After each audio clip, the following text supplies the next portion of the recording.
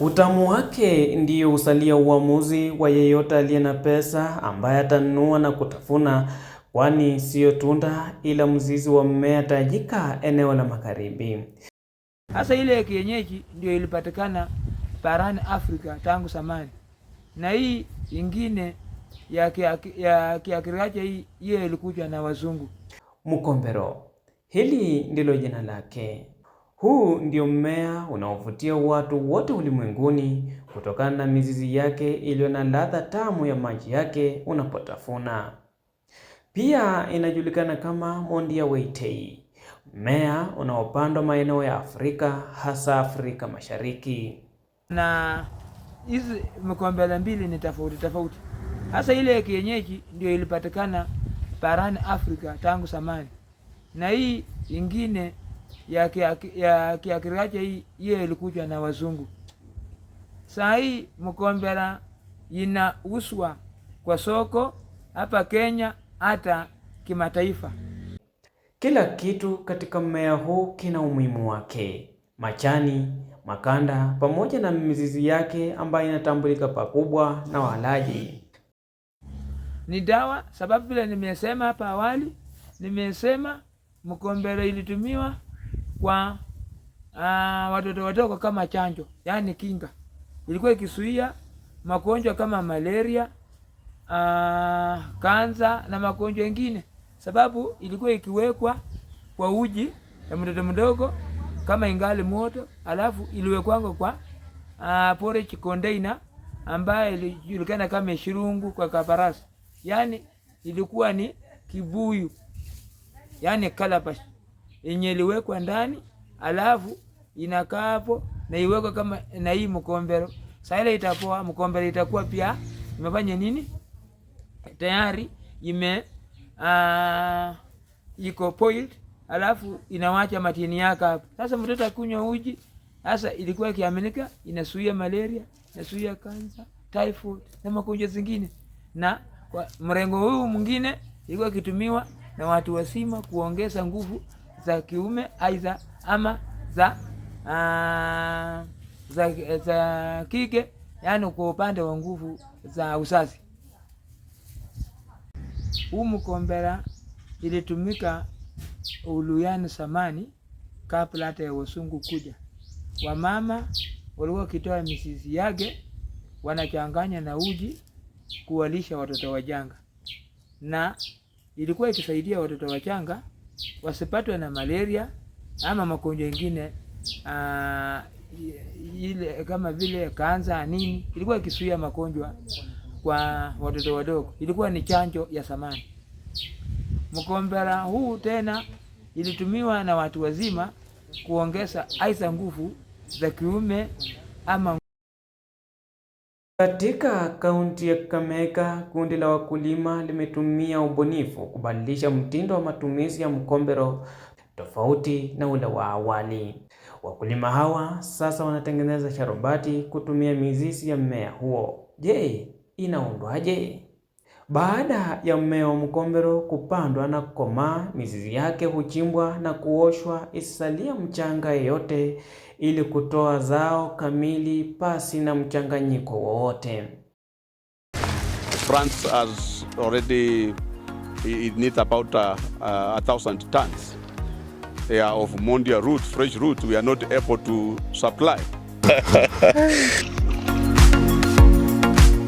Wash the mondia fresh roots, the mukombera fresh root thoroughly into different water, different clean water. You start with the first water in a packet, then you go to another one. You make sure that the mukombera root is very, very clean, because this, remember, this is a food. Mzizi huo hutolewa makanda ambayo kwa kawaida huliwa na binadamu na kukaushwa, kisha wanasiaka ili wapate unga wake.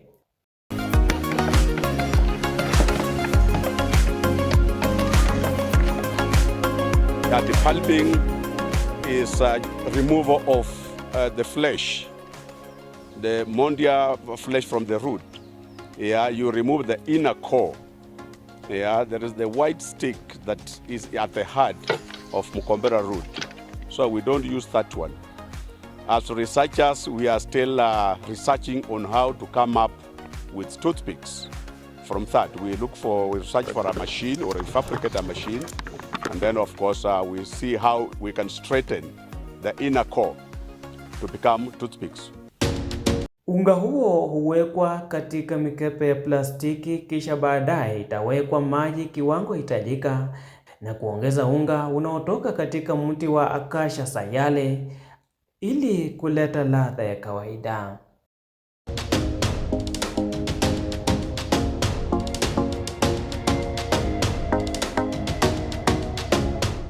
Some here.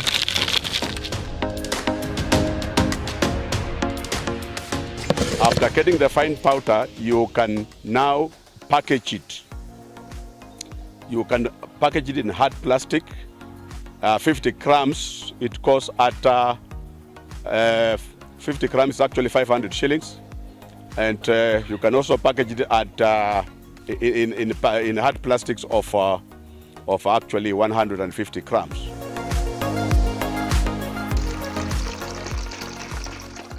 You immerse Mondia powder into water.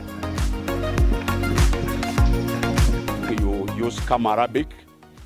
Gum Arabic comes from a tree called Acacia sayale or Acacia senegal. And this Gum Arabic, its purpose into this juice and wine is to stabilize, is to make the juice stable so that we don't get any sediments or any different portions of the juice in the same bottle. Yes, this is a food grade gum.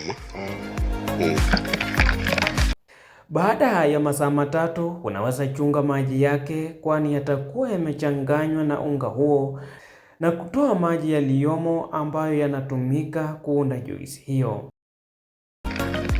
Leave it to settle a bit. For the juice, it settles within just about 3 hours.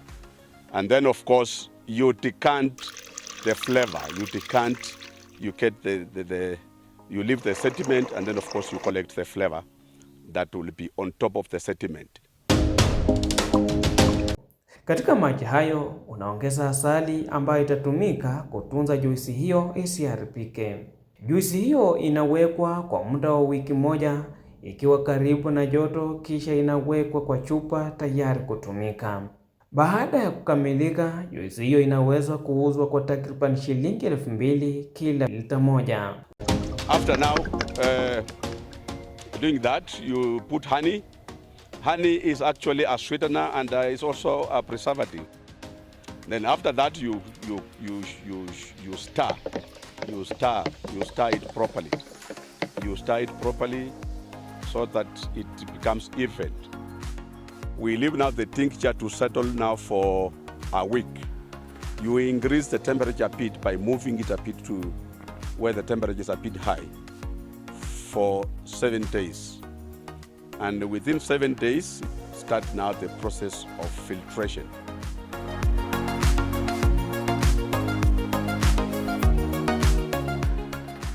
We have already tested some of them. Yeah, like for the wine, we have tested the wine at government chemists, and they gave it a clean bill of health at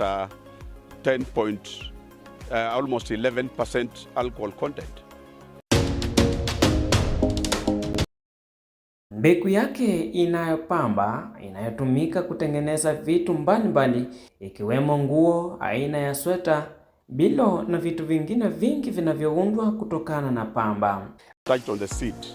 Research is also going on to find out what we can use the cotton for, so that we use the whole of Mondia plant for commercial purposes. And indeed, we can use the wool, the cotton, to make sweaters. We can use the cotton to make pillows and such like stuff. And now we have established that there are seeds that can be planted. You can establish your nurseries in your garden.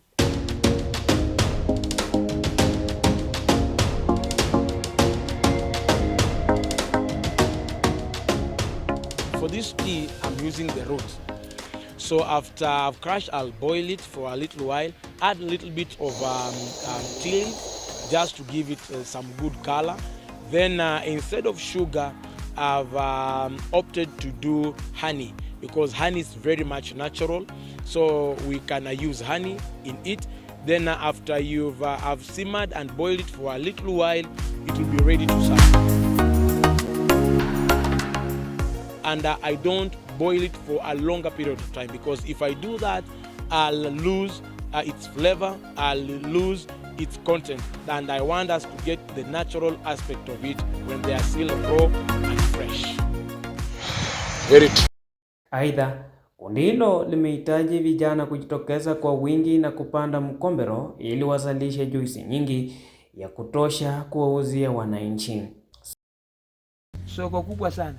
Misisi kidogo tu hivi ya mkombera wanakuambia shilingi 50, shilingi 30. Kwa hivyo ni encourage vijana wa kisasa kama wako na portion kidogo kuliwa kuranda bure na kuhangaika hata kupanda miwa yenye nimeona imeanza kukosa soko. Wengine apanda mkombero. Mkombero hiyo akifuna kunia moja sio chini ya 20,000 mpaka 30, hapana. Ni pesa. Sami Shionga, Kaunti ya Kakamega.